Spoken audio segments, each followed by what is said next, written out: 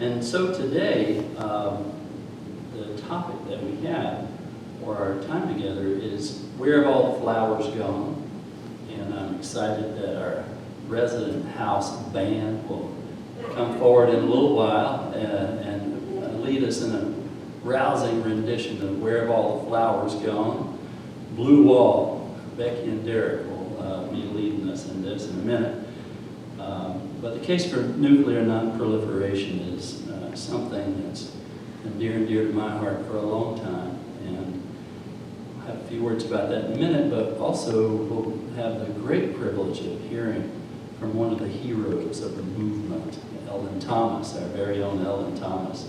She'll be sharing some time with me during the sermon to tell about her experiences. She spent over 20 years, around 20 years, holding vigil at Lafayette Square in Washington with her peace signs about nuclear disarmament. And I did a little reading about Ellen, and I'm here to tell you she has an interesting life story, including being put in the tank for 3 months for her activism.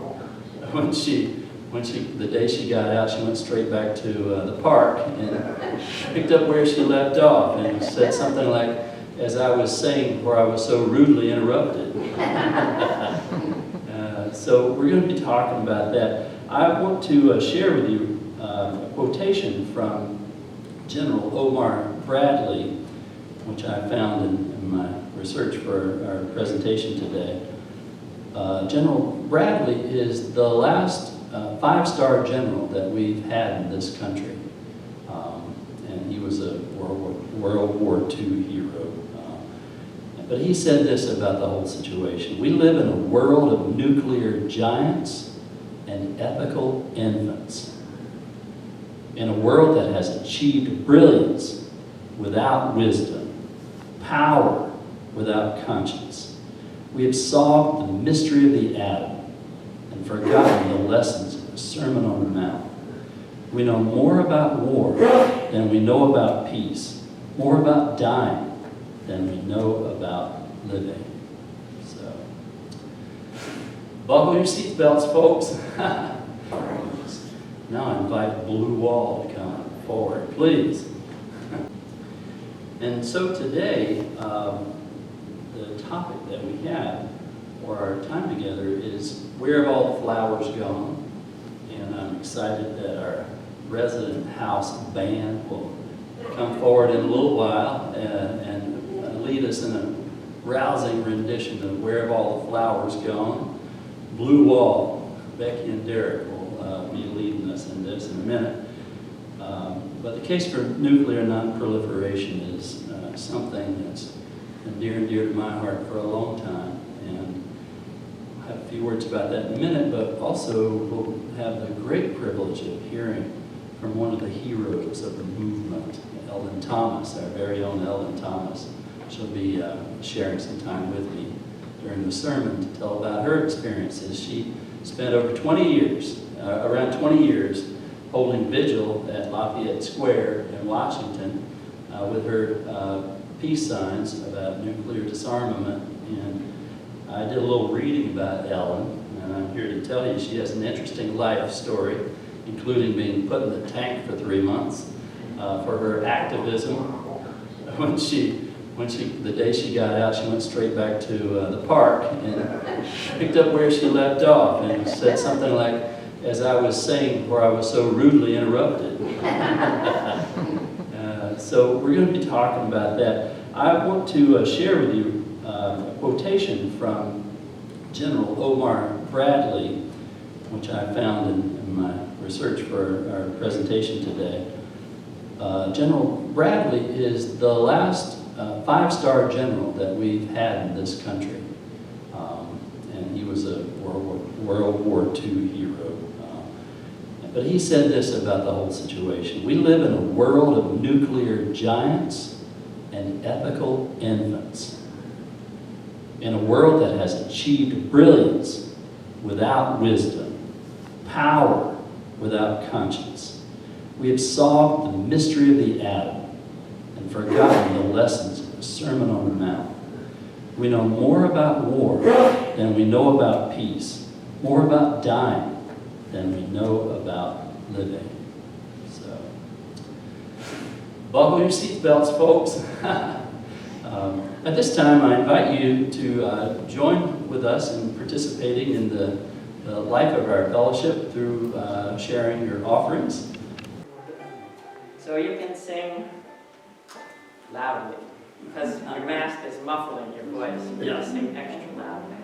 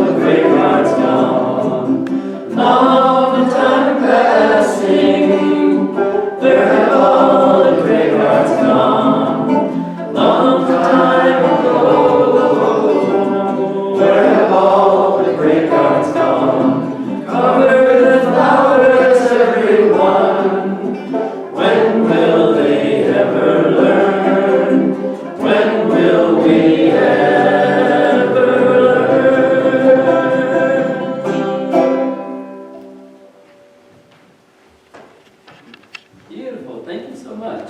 Now that's fine. How's that for inspiration? It's amazing how these anthems from the 60s breathe new life into the movement, you know. I mean, there for a while, not in the past 5 years anyway, but before that I was thinking, you know, I'm a big fan of Pete Seeger, but his stuff's kind of tired, you know? But not anymore. It's like, it's a new day for this beautiful music to inspire us. Okay, so the case for nuclear non-proliferation, if I can say it. 77 years ago, the U.S. became the first and only country to date to employ atomic weapons in warfare. A B-29 aircraft bomber called the Enola Gay, named for Enola Gay Tibbets, the mother of the pilot, as you see in the picture, Colonel Paul Tibbets, dropped the equivalent of 16,000 tons of dynamite on the Japanese city of Hiroshima. The city was destroyed with immediate casualties numbering over 80,000, with an additional 35,000 severely injured. By the end of the year, another 60,000 would be dead. The Enola Gay took off that morning to great fanfare. Officials wanted to record the mission for posterity. The Enola Gay returned home to its home base 12 hours later, and several hundred people, including journalists and photographers, gathered for the plane's return. Colonel Tibbets was the first to disembark the airplane, and immediately, when his foot touched the ground, he was presented with the Distinguished Service Cross on the spot. The Distinguished Service Cross. 3 days later, Major General Charles W. Sweeney, the pilot of the bomber boxcar, dropped the next bomb, killing 40,000 upon detonation and another 35,000 dying soon after. And both pilots, Tibbets and Sweeney, would defend to their dying days on their deathbed what they saw as the appropriateness of their cause and the rightness of their actions. The bomb's chief architect, William J. Oppenheimer, was the physicist who was the leader of the Manhattan Project. Remember that? The massive U.S. initiative that built the bomb. The first atomic detonation happened on July 16, 1945, in the desert of New Mexico, at a test site they called, wait for it, Trinity. A lot of mixing of religious imagery here, you know?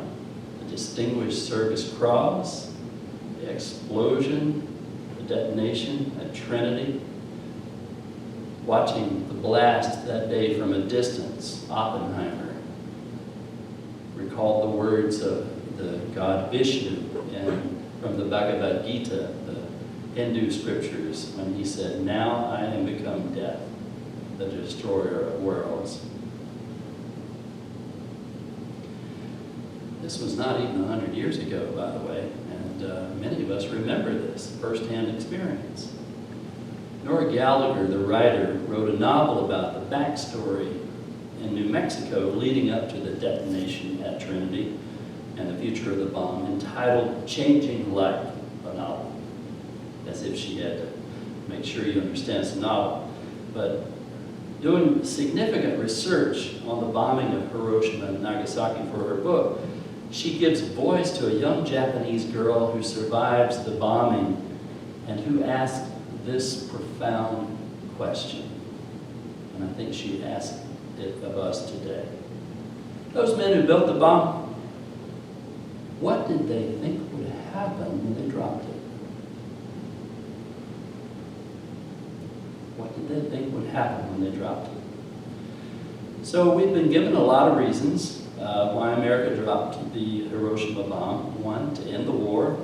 2, to save American lives. And these are indeed, by and large, factually true. Hiroshima ended the war, and it did save American lives because a land invasion would have created massive casualties. But a few other facts have come out since 1945. And one is that the Soviet Union was preparing to invade Japan on August 14th from the north. And dropping the bomb, in this way of thinking, was putting Russia on notice. What resulted is a chilling period of history that we've lived through, referred to as the Cold War. We also know that the Japanese, it turns out, were exploring conditional surrender, even as our targets team were considering sites for the detonation of the bombs. They wanted to find a city that had not been destroyed by firebombing so they could get a clear picture about the devastating potential of the atomic bombs. In an interview a few years before he died, Colonel Tibbets said Hiroshima and Nagasaki presented ideal targets, a classroom example, if you will, from which to assess the power and destructive capacity of these new weapons. But prior to the dropping of the bombs, 150 scientists who worked on the Manhattan Project signed petitions to President Truman in the summer of 1945, begging him not to drop the bombs.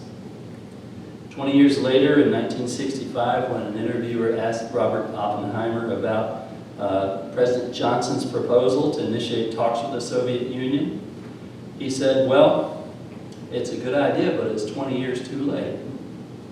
It should have been done the day after Trinity, when we saw the devastating potential of these bombs. That should have been enough to secure, surrender. Since that time, the nuclear threat has grown exponentially, and it has become pervasive, ubiquitous, and kind of forgotten in our culture, right? Well, those of you from around here know where Gaffney is. How many of you know where Gaffney is? The Big Peach. Well, that's my hometown. So funny, in that show on HBO, Kevin Spacey played the crooked politician.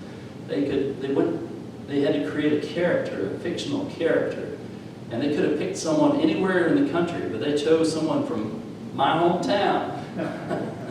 Anyway, that's our claim to fame, that and the Peachoid. But, I have to say that Duke Energy had proposed nuclear plants there. It was never fully developed, and this is not for weapons, but for energy. It's interesting to note that even though the site was never used for developing energy, it was used by the famous film director James Cameron, who used that deep pool for the filming of his film, The Abyss. You remember The Abyss? That was filmed in Gaffney. How about that? For a period of time, my father actually worked at the Savannah River plant in Aiken, where they were working on doing whatever processes they need to refine materials for nuclear weapons. It was, as many put it, a great paying job. People working at the bomb plant, or as we said in my town, the bum plant, and who knows what's going on there now. Have any of you ever been there to protest? Yeah, thank you. Yeah, it takes courage. I really appreciate that. So, according to the Bulletin of Atomic Scientists, we currently are at 100 seconds to midnight on the doomsday clock. I hesitate to show this because it doesn't do anything really but depress us. We already know that things are bad, but this is kind of precisely how bad they think things are. In the mid-1980s, they did a report that the world had reached a high of 70,000 nuclear weapons, with more than 95% of these weapons in the arsenals of the United States and the Soviet Union. Since then, the number has fallen to under 15,000. While this downward trend is positive, the world's nuclear resources are enough to destroy the Earth and our future, and to make, as the theologian Jürgen Moltmann put it, the rubble bounce at least 11 times. Last night, and kind of our homework for this morning, we rewatched that movie Dr. Strangelove. Does anybody remember that? What an absurd film, but it's pretty funny. Gallows sense, strange sense of humor kind of way. So a few days before the bombs were dropped in 1945, after the bombs were dropped in 1945, reporters sought out one of the great human rights activists of the time, Mahatma Gandhi, and asked him what he had to think about it. He said, "The atomic bomb resulted for the time being in destroying the soul of Japan. What has happened to the soul of the destroying nation is yet to be seen. It's too early to see." All this leads me to the question, and the main point of our time together this morning: how are we to be peacemakers in the nuclear age? And what does it mean to be a peacemaker? There's so many cliches and memes, give peace a chance, make love, not war. I saw a funny one on a t-shirt, working for World Peas. There was a bunch of peas in a blender. You know, all of these are memes that are easy to dismiss, but how do we get traction in working for the cause of nuclear disarmament in the world today? According to peace educator Paul Chappell, a West Point educated Iraq war veteran turned peace advocate, we need to become literate in peacemaking. He founded an organization called the Nuclear Age Peace Foundation. He's published several curricula to teach peacemaking for the nuclear age. And he talks about the many ways humans have changed their minds about certain things over the years. And if we can change our minds about those things, we surely can wake up and realize we need to change our minds about nuclear weapons. For example, he says it was less than 200 years ago that slavery, it was far from unanimous that slavery was evil, less than 200 years ago. Women voting. Less than 100 years ago, the 19th Amendment gave women the right to vote. And now we have a woman vice president. Civil rights movement of the 60s changed our minds about significant ways of relating to one another and giving more dignity and freedoms to our African American brothers and sisters.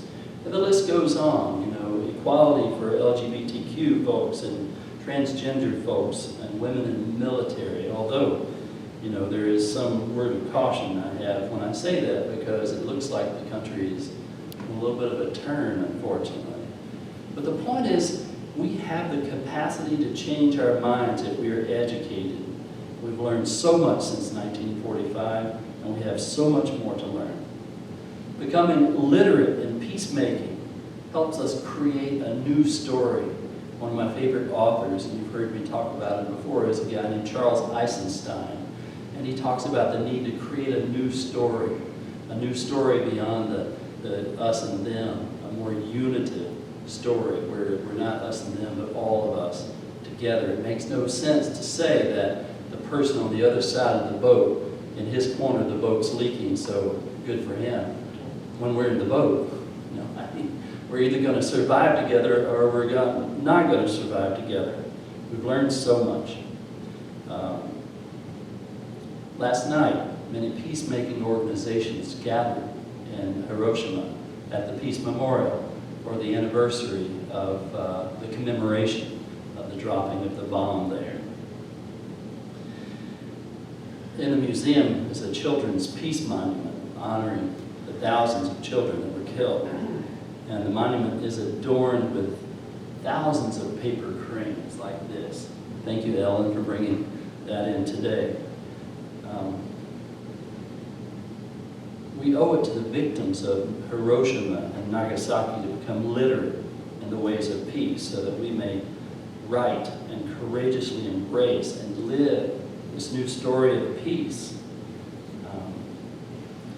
And one way we do that is to remind ourselves that there are additional stories. It's not that everything is totally opaque and evil. There were some exciting things, some hopeful things going on at the same time. One of those is a new documentary that's been produced by Maryland Educational Television about the children of Japan who, within 2 years after the bomb's devastation, created these beautiful artworks, these beautiful pictures, and sent to children in the U.S., sent to the Unitarian Universalist Fellowship in Washington, D.C., All Souls Church.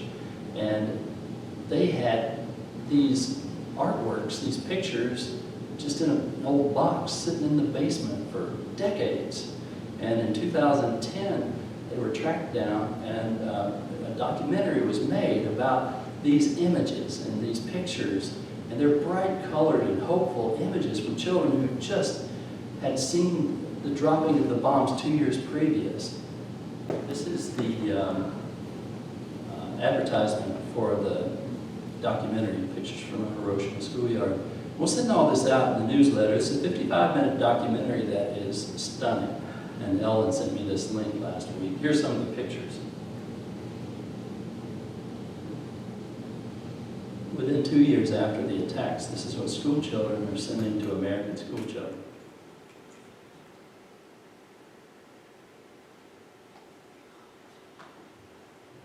It's pretty amazing. So the documentary is about finding these images and then returning them to the people who grew them as children, who are now in their 70s.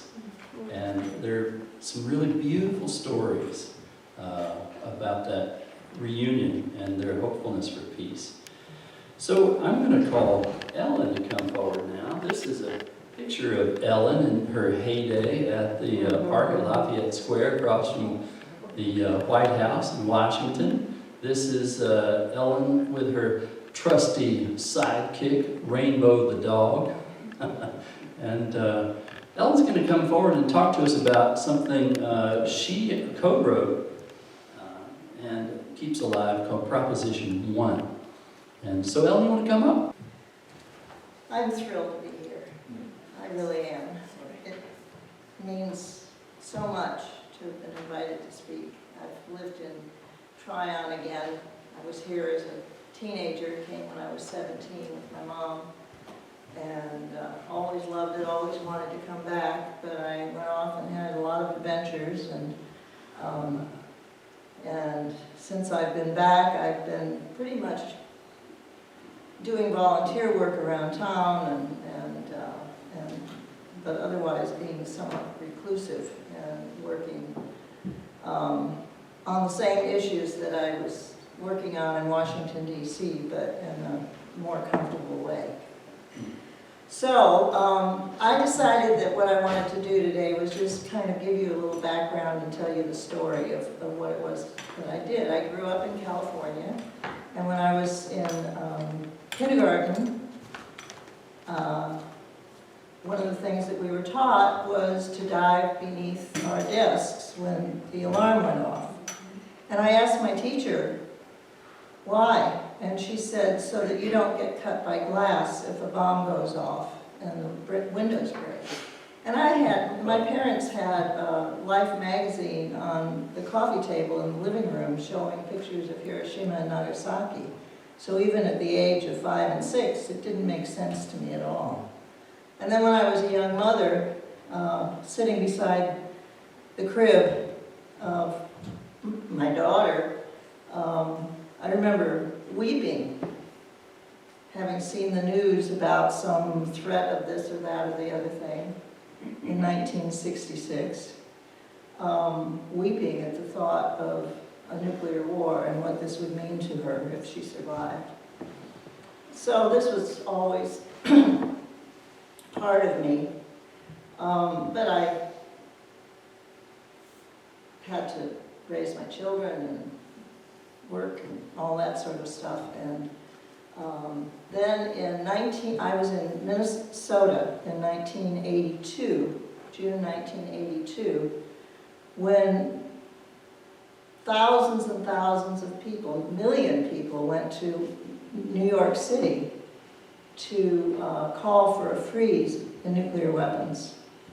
And I saw a banner hung from the freeway when I was driving home from work one day that was calling for a nuclear freeze. And I went to an event in the stadium with Senator Durenberger to call for abolition of nuclear weapons. And there were about 100 people there in this huge sports stadium.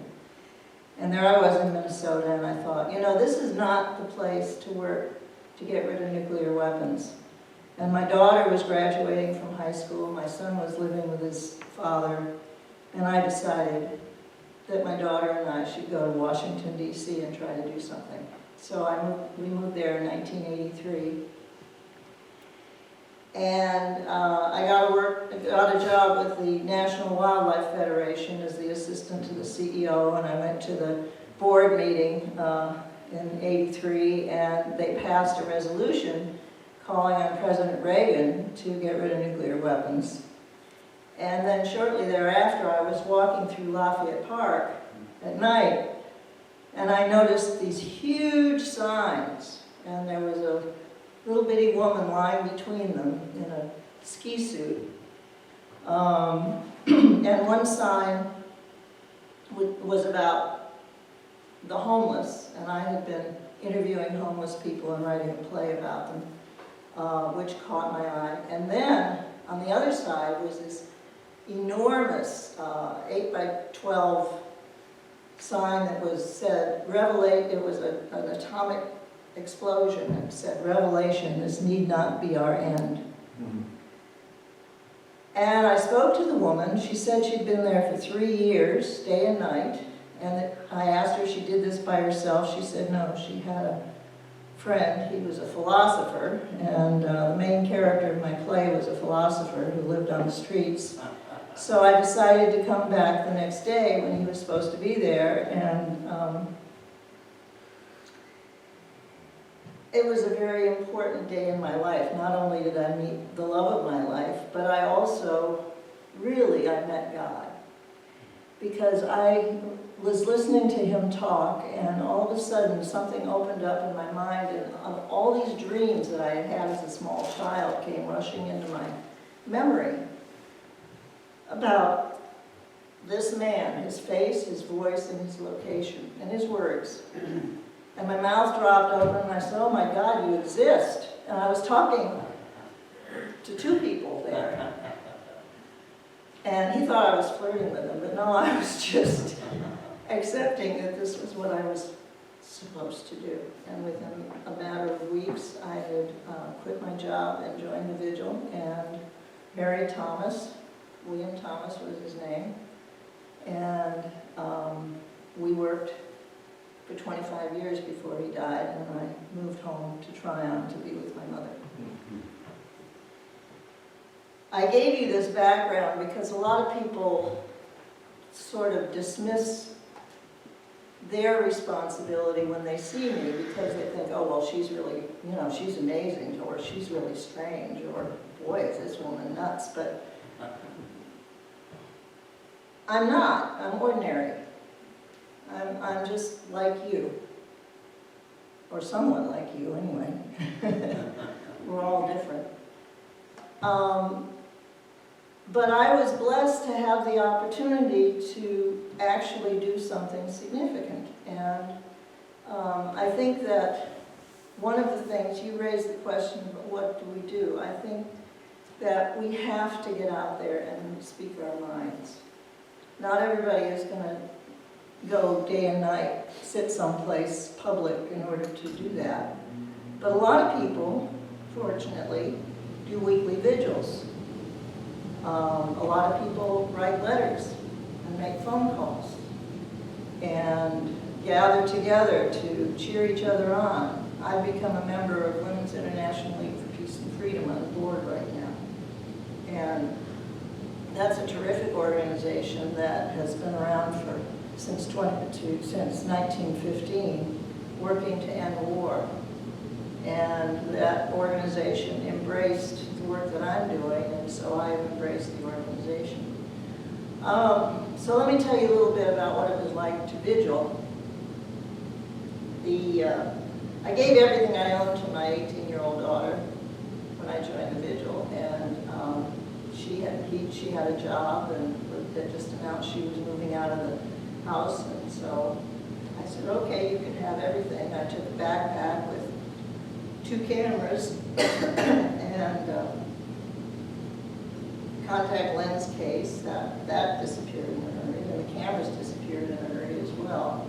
And a change or 2 of clothes, and off I went to the vigil and started building signs and talking to people, and particularly seeking information. I realized when people wanted to argue with me, I couldn't argue back because I didn't know very much. I just knew we didn't want to have a nuclear war, and I wanted to do something about it. But I didn't know anything about nuclear bombs.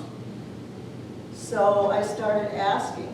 I went to the Washington Peace Center and asked the person who was in charge there if she knew anything, and she just looked at me blankly. So I started digging, and I started going to, subscribing to everything I could get hold of, reading every newspaper I could read while I was sitting there, and learning. And now, since we got the internet, actually, I've been sharing what I learned on the internet. I need some water. Thank you. I'm sorry. That's okay. So, we were under siege by the police. Nancy Reagan didn't like us. And so we were being arrested from time to time. And in 1988, thank you so much, Maria. In 1988, I was sent along with my husband and several other people. Most of the vigilers were sent to prison, charged with camping, which was a new regulation that had been passed in order to get rid of us. And I spent 3 years in federal penitentiary in Kentucky, Lexington, Kentucky, which was a very interesting experience.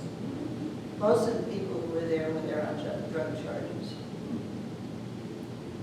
And when I came back, I wrote a letter to to the judges who sentenced us, to the police who arrested us, to the lawyers who prosecuted us, and to all of the House of Representatives and the Senate, asking, was it really a wise expenditure of taxpayer dollars to have sent us to prison because we were maintaining vigil in front of the White House, and they didn't arrest me anymore. I hand-delivered the letters everywhere, and to the press, too, to the media, to the National Press Building. So that was one sign that one voice can make a difference if you just get out there and do the work. In 1990, we started hearing about what was happening in Iraq and Kuwait, and people started coming to the park to protest the possibility of the Gulf War. And on the same day, there were some, just serendipitously, there were some children with a group called Little Friends for Peace who came with little drums, and then there were some Native American women who came from Minnesota with a huge mother drum. And there was drumming. They came every morning at dawn and left at dark, beating on the drum to stop the war. This was in January. And when the war started, they went away. But the drums had started. And the drums continued for 40 days and 40 nights. And that was an amazing experience. Whoa, that was so amazing. It was the heartbeat. And it was so unifying. People came, and the police came. There was a man who drove around with his pickup truck every night to dumpsters and gathered up buckets and sticks and brought them back in the morning to hand out to people. And the police would come, and if you put it down on the ground, they would take it away. And if they didn't like you, they might arrest you. And somebody had given me a video camera, and I got 38 hours of video during those 40 days. And after the war ended, and they kicked me out of the park entirely. They said I couldn't even sit down on a blanket. This was in January, no, it was March by then. I went in and made a 38-minute videotape called The Ground War at Home. And you can see that on our webpage, at the bottom of our webpage, prop1.org, prop1.org. And it was broadcast on public access television, and then it was broadcast again when Bush Sr. was running for a second term, and I think it might have had something to do with his losing, because people were reminded of what had happened. In 1986, we started circulating a petition to the US and the USSR, asking for them to agree to abolish their nuclear weapons and to use the money instead for human needs. And in 1989, a person came to the park who had been part of the Impeach Meekum campaign in Arizona. And he said, you're never going to get anywhere with this petition, even though you're giving it to Congress every year. You're not going to get anywhere unless you make it official. Why don't you do a voter initiative? So we did, and we won. And as a result, Eleanor Holmes Norton, who was at that time a new congresswoman in DC, she introduced a bill called the Nuclear Disarmament and Economic and Energy Conversion Act, and she has introduced a version of that every session ever since. This session, it's H.R. 2850, and it's called the Nuclear Weapons Abolition and Economic and Energy Conversion Act, which is a mouthful. But what it's about is, since 2017, it used to just call for a treaty, but now it's saying, calling for support of the Treaty on the Prohibition of Nuclear Weapons, which I don't know if everybody is aware of that treaty, but it's very exciting. It's beautiful. And either that or some other treaty that will have all of the countries getting rid of their nuclear weapons together and using the money for carbon-free, nuclear-free energy and healthcare and education and environmental restoration, things that really matter. And I have back there 2 petitions on clipboards and with pens that I hope that you will sign. This one, the one that's wide, is to the Senate, and this is supporting the treaty, asking for signature and ratification on the Treaty on the Prohibition of Nuclear Weapons. And the one that's straight up and down is to the House of Representatives, to your representative, asking for co-sponsorship of Eleanor Holmes Norton's bill. There are 13 co-sponsors this year. Some really delightful people. And it's taking off. I no longer have to work as hard. It was so lonely for so long, trying to get people to do something that it was, you know, people say, oh, it's a great idea, but it'll never happen, you know. And, no, it won't if you don't do something about it. We have to.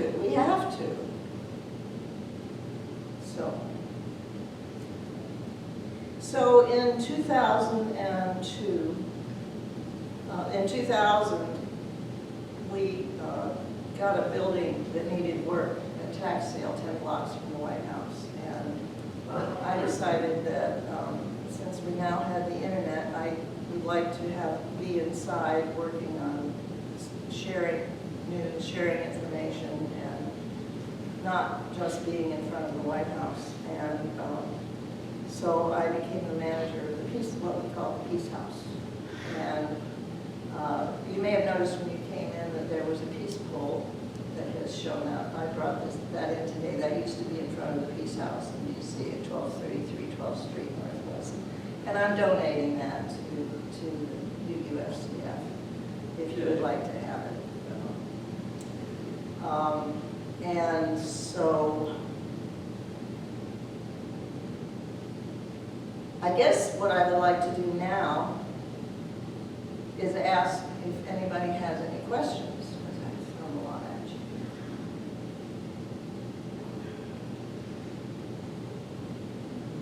Oh dear.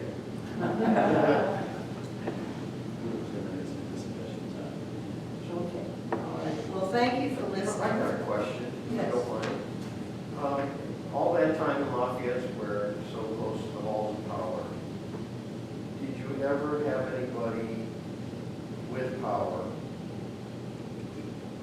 come and state their position that may have been Hopeful. in line with yours and hopeful that they would never have done in the halls of power?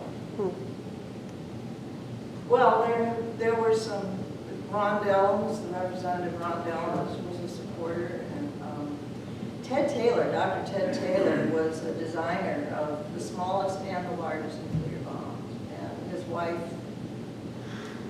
convinced him that what he was doing was immoral, and he became a really strong endorser.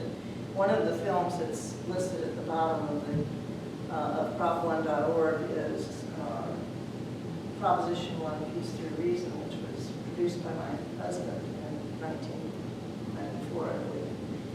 And Ted Taylor is on there explaining his position. Yeah, we had all sorts of people come, and we had a lot of supporters. We couldn't have continued doing what we were doing if there hadn't been people who agreed with us.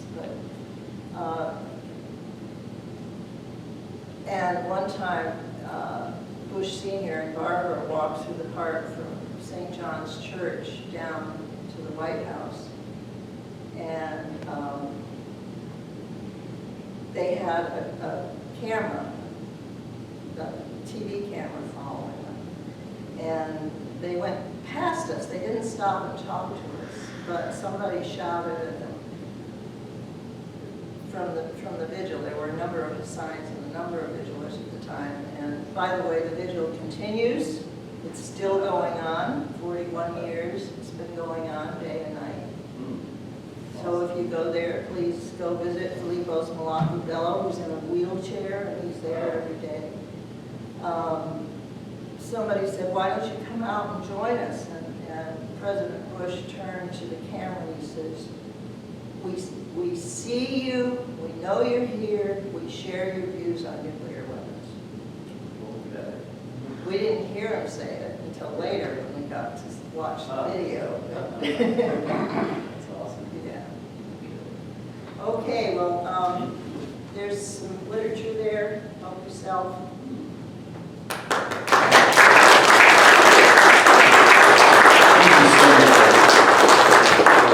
Presence of greatness this morning. You know, I heard someone say about protesting that, you know, why do you do this protest after so many years and nothing happens? And he says, you know, sometimes we do protest, not necessarily to change what's going on, but to keep what's going on from changing us. And so thank you for keeping that purity of the cause and that courageous heart. I want to just close out this part of our time together this morning by reminding you of one of my favorite sayings from Gandhi, that we should be the peace we wish to see in the world. You know, we may feel that we can't do anything or much about global issues, but Ellen shows us otherwise. We can do something, but that can be overwhelming. But if we can find peace in our own hearts, peace in our own lives, that creates a ripple effect in our communities. And that ripple effect can spread out far and wide. If we embody peace in our hearts, then we become peace centers for our communities. So if we find ways to let go of our antagonisms, to let go of our grudges, to embrace those who are different from us with open hearts of love, at the same time not giving up our principled position, but opening up our hearts in love to hear others, then I think we might have an opportunity to turn this tide. I would like to call forward our musicians again. We're going to sing another song, and as they're coming forward, I want to introduce it. This is a song that you guys have heard before. This is like one of my favorite things to do. It's Hippie Reunion Day. We shall overcome. And the story about this song is so powerful because this became an anthem of the civil rights movement. But Pete Seeger, one of the great visionaries of our time, of last century, introduced this song to Dr. King and taught it to him. And then from there it became the anthem of the movement. We're going to sing We Shall Overcome.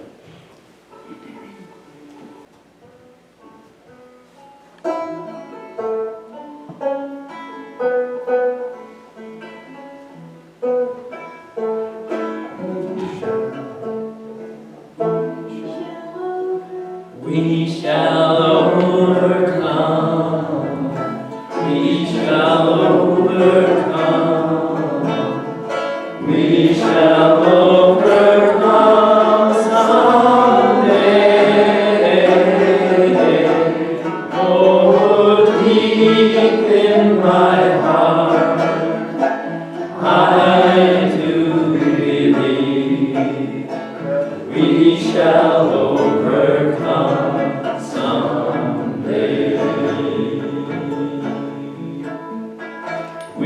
We'll walk hand in hand.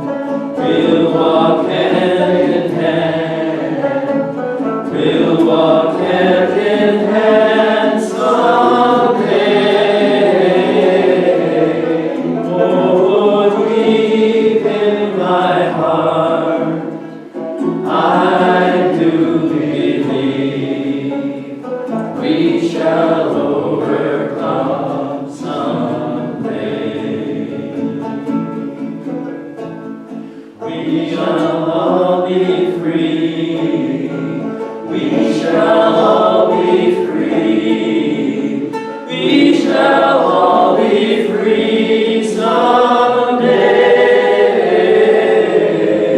Oh, deep in my heart, I do believe we shall overcome someday. We are not afraid. We are not afraid. We are not afraid still today. Oh, deep in my heart, I do believe we shall overcome someday.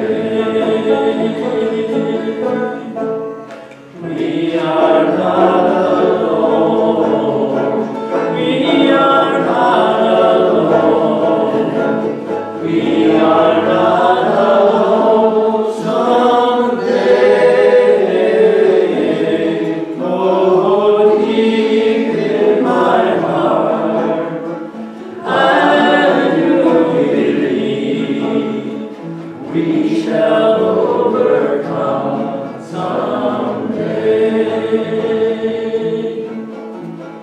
We shall live in peace.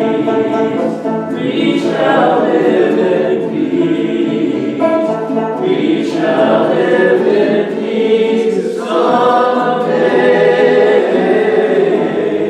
Oh, deep in my heart, I do believe we shall overcome someday.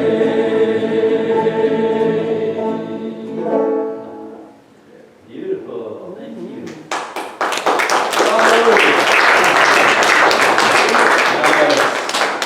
So, yeah, we're activists, we are mindful, we're watching, and we have all kinds of ways to do that, some with humor. I'm going to give the last word to my dog, Maggie. Think outside the bomb. This was her first peace rally in LA. And so let us say together, as we extinguish our candle, we extinguish the flame of this chalice.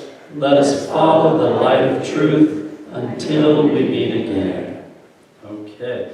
And I like to give equal time or opportunity for folks who may want to have a comment about the presentation. You may differ, you may agree, or you may have something altogether different to say, and I invite you. Paul. Step back, take the mask off. Come I on. did have an observation, something I read by a Quaker writer. Yeah. There's a moral calculus that kind of produced the decision to destroy 2 Japanese cities with a nuclear weapon. And it's such a simple thing. When I first read it, I said, because we all grew up, most of us are the age here that we heard about World War II all the time growing up. Yeah. And in Hollywood and the movies, they were still making movies about World War II in the 1960s, right? So and it was always, a lot of it was justifying America's role. And America's role was very important in defeating Axis and all that. But their insistence on an unconditional surrender instead of a conditional surrender. And this is Quaker thinker brought this up. And I said, I never ever heard that or ever considered the fact that we had just pushed the Axis powers back to, I mean, we had them at a point where when we dropped the nuclear weapons on Japan, 90 Japanese cities had been reduced to rubble by incendiary bomb attacks by B-29 superfortresses. Yeah. The country was already defeated. Yeah. But I think it's the moral calculus. They said, well, they won't surrender. They won't surrender how? Unconditionally. So the insistence on that created the moral logic to say that, well, if you won't agree to unconditional surrender, we will annihilate you. You know, and that's kind of it. It was logically followed, that kind of thinking. You know. Yeah. Well, that's chilling, isn't it? And think about putting Russia on notice. Yeah. Ellen? Yeah, and to respond to what you just said, it seems to me that the same thing is going on now with Iran and with Russia. And, you know, with Russia, the United States is not willing to even consider taking its nuclear weapons out of the NATO countries. And with Iran, Iran has to capitulate, and they want us to do a little capitulating. So yeah, I think it's time for the United States to learn how to do diplomacy. Yeah. Thank you. Yeah. What else? Yes. Maria. I love what both of you just said, and I mean, the amazing work that Ellen did really sits in my heart. But one of my favorite parts of her story is actually when she talks about getting out of prison and writing letters to the judges and police officers. And in my mind, you know, when Lyndon and I talk about nuclear war, I bring it back to the relationship level, and when do you go nuclear on people or whole classes of people? And that allows that sort of calculus to come into play. And you didn't. You know, you came back and still engaged. You were still trying to change the story there, and you probably did. I love that. And I think we have so many opportunities in life to do that with people who are different from us. Yeah. In the small examples. Yeah, we embody that sort of nuclear engagement by the way we chop off people. Yeah. Nan? Well, you know, the thing that bothers me the most about this today is that you hear young people and even kids in elementary school, and when all this was going on during the Second World War, Ellen and I are cohorts. I was in elementary school at the time, and we didn't get under our desks. We had to go down into the basement of the school and lean against the wall there, and we'd get our dresses all over soot. My mother didn't like that. But we remembered what we were doing and why. And we were scared, and we thought, this is, you know, we lived in the city of Pittsburgh, and it's a big steel-making town at the time. And we knew how important it was to the Second World War that those mills kept going. My father was there most of the time because he's one of the two people that could repair the furnaces in the mill. Wow. And so I didn't have him at home. He'd sign up for the war every time one of his brothers did, and the mill wouldn't let him go. So, but he spent many a night there every weeknight. And we knew that. As children, we understood that. As children, we understood being down in the basement and the fact that it's possible that we might get bombs dropped on us. But I hear children today that same age saying, why don't we just nuke them? Why don't we just nuke them? Yeah. You know, and I think we have to start there. We've got to start in the educational program and work on something like that. And that's where I'm going to take some energy to do that, because I really feel like I've been neglectful in doing what I should as a person of your time. Oh, thank you. Beautiful. Thank you so much. Anyone else? Yes, Marie. I think the thing we have to realize, as Ellen did, we can do our little part. Yeah. And we don't have to go and sit in front of the White House like she did. Yeah. But you know, take your pen. Yes. We have so many ways to make a difference. You say, oh, they don't read my letter or my card. But we have state you know, legislator, we have national legislators that are representing us, that are making decisions that are changing our worlds for the worse. The education department, when you realize that in Polk County they're trying to get rid of our education, what's Mr. Green, whatever it is, because they want to have a handout, they know nothing about education. What they know is what they don't want their children to learn. And one of them is history. And you need to be very careful. We need to be more engaged. Writing a card to your congressman, the legislator is not taking you an act of bravery. It's just asking you not to be passive. Yeah. Passivity is not a positive movement, and it's not something, apathy is not something we can afford nowadays. Yes. The fact that women are now going to be, I'm waiting for us to have to wear long dresses and hide our face. The way they are going on with changing rules and education, the way they are trying to change their voting rights, the education. They are supposedly talking from us. Let them learn that they are not. They are just talking for their $90. Yes.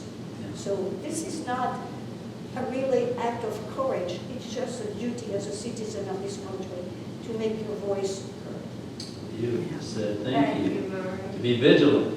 Yeah, thank you. Barb?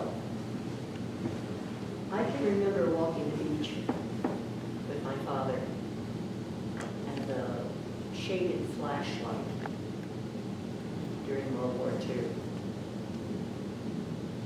At that time, I had no idea what we were looking for.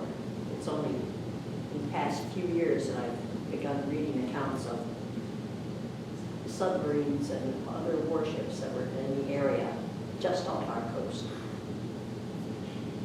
Wow. And this nuclear business just drives me to distraction. I would like to propose that we vote ourselves a nuclear-free zone. Ooh. Okay. All right. How do we do that? Bring that to the board or our congregational meeting? I think just a congregational vote would take care of it. Well, okay then. I don't want to, there's a motion on the floor. Let's convene as a congregation. Well, we should do this during a congregational meeting. Let's save it for a congregational meeting. Okay, all right. I get carried away. Which would only be a year from now. Well, we can No, call it one. could be. We'll call one. Yeah, we'll call one so that everyone has an opportunity to know what we're voting on. Yeah. Yeah, Bob. I like Ben, who was a big city kid. I was a small town kid. And I can remember, I don't know whether I was in first grade or had just getting ready to start school. But when I heard about Hiroshima, we called it, and Nagasaki, and later on the Nagasaki thing came through, I thought, my God, how can we kill these people who are not soldiers? How can we do that? I was dumb about a lot of things, but I think I was on top of that. Yeah. The cold blew me away. Yeah. So I had moral questions to investigate. And so we'll do it. Yeah. There's one other point that One other nobody's point. brought up yet that Yeah. I think is important, and that is that we realize that if we're going to save this planet, we've got to get rid of nuclear weapons. I mean, and you can join with the people that care about nature, that care about the climate, and maybe make something happen. And it kind of hooks up with this loss of human rights, that's going on. And I think that there's a way that we could get a coalition going in that respect. And that's something that we don't think about often enough now. It's always the red states or the blue states or whatever.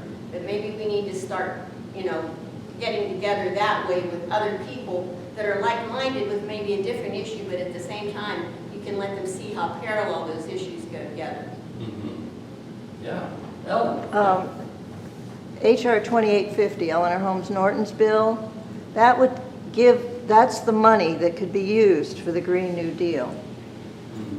That's the money that could be used to transform the war economy to a clean energy economy.